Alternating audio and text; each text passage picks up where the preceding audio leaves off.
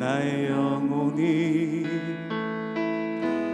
간절함이 하나님만 바라며 나의 구원이 그에게서 나는 도다. 나의 영혼아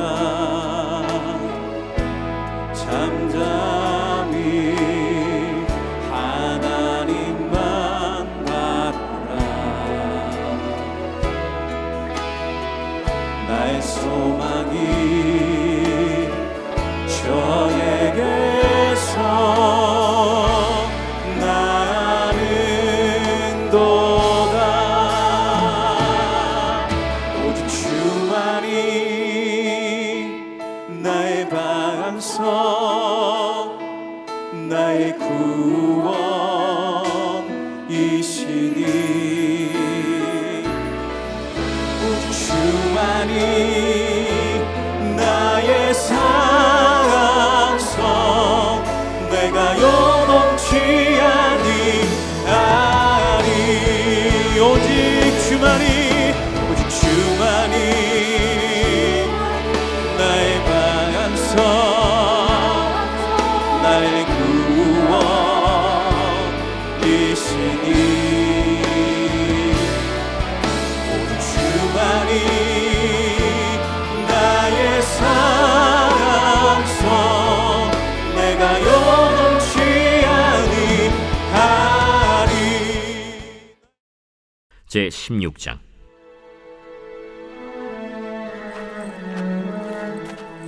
하나님의 궤를 메고 들어가서 다윗이 그것을 위하여 친 장막 가운데에 두고 번제와 화목제를 하나님께 드리니라. 다윗이 번제와 화목제 드리기를 마치고 여호와의 이름으로 백성에게 축복하고 이스라엘 무리 중 남녀를 막론하고 각 사람에게 떡 한 덩이와 야자 열매로 만든 과자와 건포도로 만든 과자 하나씩을 나누어 주었더라. 또 레위 사람을 세워 여호와의 궤 앞에서 섬기며 이스라엘 하나님 여호와를 칭송하고 감사하며 찬양하게 하였으니 아삽은 우두머리요 그 다음은 스가랴와 여이엘과 스미라못과 여히엘과 마띠디아와 엘리압과 브나야와 오벳에돔과 여이엘이라. 비파와 수금을 타고 아삽은 재금을 힘있게 치고 제사장 브나야와 야하시엘은 항상 하나님의 언약궤 앞에서 나팔을 부니라. 그날에 다윗이 아삽과 그의 형제를 세워 먼저 여호와께 감사하게 하여 이르기를 너희는 여호와께 감사하며 그의 이름을 불러 아뢰며 그가 행하신 일을 만민 중에 알릴지어다. 그에게 노래하며 그를 찬양하고 그의 모든 기사를 전할지어다. 그의 성호를 자랑하라. 여호와를 구하는 자마다 마음이 즐거울지로다. 여호와와 그의 능력을 구할지어다. 항상 그의 얼굴을 찾을지어다. 그의 종 이스라엘의 후손 곧 택하신 야곱의 자손 너희는 그의 행하신 기사와 그의 이적과 그의 입의 법도를 기억할지어다. 그는 여호와 우리 하나님이시라. 그의 법도가 온 땅에 있도다. 너희는 그의 언약 곧 천대 명령하신 말씀을 영원히 기억할지어다. 이것은 아브라함에게 하신 언약이며 이삭에게 하신 맹세이며 이는 야곱에게 세우신 율례 곧 이스라엘에게 하신 영원한 언약이라. 이르시기를 내가 가나안 땅을 내게 주어 너희 기업의 지경이 되게 하리라 하셨도다. 그때 너희 사람 수가 적어서 보잘것없으며 그 땅에 객이 되어 이 민족에게서 저 민족에게로 이 나라에서 다른 백성에게로 유랑하였도다. 여호와께서는 사람이 그들을 해하기를 용납하지 아니하시고 그들 때문에 왕들을 꾸짖어 이르시기를 나의 기름 부은 자에게 손을 대지 말며 나의 선지자를 해하지 말라 하셨도다. 오늘 예배 자리에 나오신 모든 성도님들을 주님의 이름으로 환영하고 축복합니다. 오늘 우리가 함께 읽은 역대상 16장 1절부터 22절 말씀을 통해 우리의 예배와 찬양은 결코 멈추지 않습니다 라는 제목으로 하나님이 주시는 말씀의 은혜를 함께 받고자 합니다. 오늘 말씀은 하나님의 언약궤가 마침내 예루살렘으로 옮겨진 장면을 보여줍니다. 우리가 이미 잘 알고 있는 대로 하나님의 언약궤는 그저 하나님의 임재를 상징하는 종교적 의미만을 담고 있지 않습니다. 하나님께서는 언약궤를 통해 하나님의 임재, 하나님의 살아계심, 그리고 하나님의 함께하심을 실제로 보여주셨습니다. 언약궤가 예루살렘으로 옮겨지기 전에 잠시 오벳에돔의 집에 머무른 일이 있었습니다. 석 달 동안 언약궤가 오벳에돔의 집에 있는 동안 어떤 일이 벌어졌냐면 하나님이 그의 집과 모든 소유에 복을 주셨습니다. 왜 그랬을까요? 그건 바로 살아계신 하나님이 그곳에 함께 계셨기 때문입니다. 우리 하나님은 복의 근원이십니다. 하나님이 주시면 그것이 진짜 복입니다. 하나님은 우리에게 복 주시길 원하시고 또 실제로 복을 주시는 분이십니다. 하나님이 머무시는 자리는 복이 있는 자리입니다. 복의 근원 되시는 하나님과 함께하는 사람은 이미 복을 받은 축복의 사람이에요. 오벳에돔의 집이 바로 그런 하나님의 복을 경험한 집이었습니다. 그리고 이제 14장과 15장을 지나 16장에 와서 다윗이 그토록 원했던 하나님의 언약궤가 드디어 다윗성 안으로 들어왔습니다. 다윗은 미리 준비해 두었던 장막 안에 언약궤를 모셨습니다. 그리고는 하나님 앞에 번제와 화목제를 드립니다. 여기서 번제는 하나님과 사람과의 관계 회복을 의미합니다. 그 다음 화목제는 하나님과 사람 사이의 교제를 소망하며 드리는 제사입니다. 관계가 회복되는 것만으로 끝나서는 안 됩니다. 관계가 회복되었다면 그 다음에는 서로 교제하는 것이 필요합니다. 지금 이 두 가지, 관계 회복과 교제를 위해 다윗이 제사를 하나님 앞에 드렸습니다. 이제 제사가 모두 다 마쳐졌습니다. 그 다음 다윗이 무엇을 했는지 2절에 이렇게 기록되어 있습니다. 다윗이 번제와 화목제 드리기를 마치고 여호와의 이름으로 백성에게 축복하고. 다윗은 백성을 축복했습니다. 자신의 이름이나 권위로 하지 않았습니다. 누구의 이름으로 했냐면 하나님의 이름으로 백성에게 축복하였습니다. 왜일까요? 다윗은 알고 있었습니다. 진짜 복이 무엇인지, 그리고 그 복을 주시는 분이 누구인지 다윗은 알고 있었습니다. 그래서 다윗은 하나님의 이름으로 백성에게 복을 빌어준 것입니다. 진짜 복은 하나님으로부터 옵니다. 고 오카는 목사님께서 쓰신 책 중에 이런 제목의 책이 있습니다. 이보다 좋은 복이 없다. 그 책에서 목사님은 이런 이야기를 하십니다. 우리 머릿속에는 은연중에 신앙생활 이꼴 무사 복락이라는 공식이 깊이 뿌리 박혀 있습니다. 물론 신앙생활을 잘하면 세상에서도 복을 받습니다. 그러나 하나님이 우리에게 주신 진짜 복이 있습니다. 그것은 에베소서 1장에 나오는 하늘에 속한 온갖 신령한 복입니다. 이 복은 예수를 믿고 우리가 얻은 구원입니다.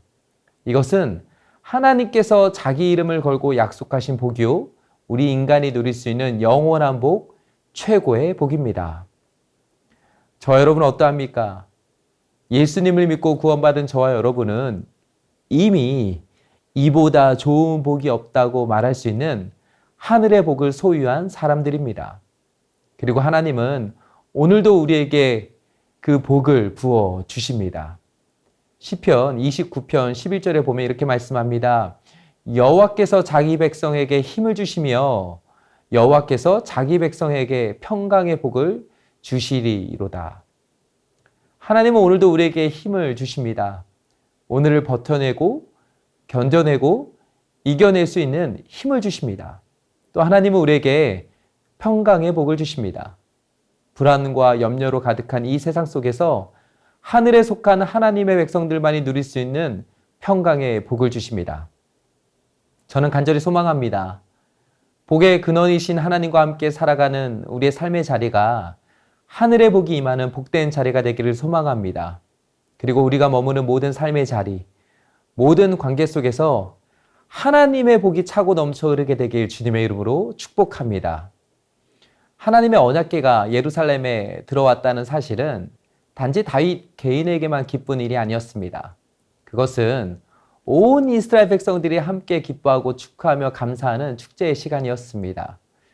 다윗은 이날 이후 하나님의 임재 앞에서 끊임없이 예배가 드려지기를 원했습니다. 그래서 그는 하나님을 향한 찬양과 예배가 멈추지 않도록 예배자들을 세우고 찬양대를 조직하게 됩니다. 4절을 보면 레위 사람들에게 하나님의 언약궤 앞에서 예배를 인도하는 일을 맡깁니다. 5절에서는 아삽을 그 일의 책임자로 세우고 그 다음 악기를 연주하는 사람들도 함께 세웁니다. 6절에 보면 제사장 분하야와 야하시엘로 하여금 항상 하나님의 언약궤 앞에서 나팔을 불게 하였습니다. 그리고 이제 7절에 보면 하나님을 향한 찬양과 예배가 다시 시작됩니다. 7절 말씀을 세번역 성경으로 보면 이렇게 번역하고 있습니다. 그날에 처음으로 다윗이 아삽과 그 동료들을 시켜 주님께 감사를 드리게 하였다. 여러분 어떠세요? 하나님을 향한 우리의 예배, 찬양은 언제부터 시작되었습니까? 그리고 그 찬양과 예배는 멈추지 않고 지금도 계속되고 있습니까? 오늘 이 예배 자리에 나온 저와 여러분이 꼭 붙들어야 하는 메시지가 있습니다. 그것은 바로 하나님을 향한 우리의 찬양과 예배는 결코 멈춰서는 안 된다는 사실입니다. 하나님이 우리를 창조하신 목적, 우리를 구원하신 이유는 무엇입니까? 바로 예배입니다. 하나님의 임재 앞에서 우리가 마땅히 취해야 할 모습은 바로 예배자의 모습이에요. 우리의 인생길 가운데 주님이 우리를 찾아오셨습니다. 우리를 죄에서 건지시고 구원의 은혜와 복을 주셨습니다. 하나님의 자녀로 하나님을 예배하는 예배자로 우리를 세워주셨습니다. 그때부터 우리는 하나님을 예배하는 예배자들로 살아가게 되었습니다. 그렇게 이 땅에 사는 동안에도 하나님을 예배하며 살아가고 이 땅의 삶이 끝난 후에도 영원한 천국에서 우리는 하나님을 예배하는 예배자로 살아가게 됩니다. 예배 자리는 복의 근원 되신 하나님을 만나고 하나님의 임재를 누리고 경험하는 복된 자리입니다. 나를 압도하는 하나님의 임재 앞에서 우리는 찬양받기에 합당하신 하나님만을 바라보며 찬양하고 예배하게 됩니다. 그렇기 때문에 주님을 향한 우리의 예배는 결코 멈춰서는 안 됩니다. 예배자인 우리의 시선은 이 세상에 머무르지 않습니다. 우리의 시선은 우리의 예배와 찬양을 받기에 합당하신 하나님을 향해 있습니다. 이것은 다윗도 마찬가지였습니다. 다윗은 단지 언약궤 자체를 본 것이 아니었습니다.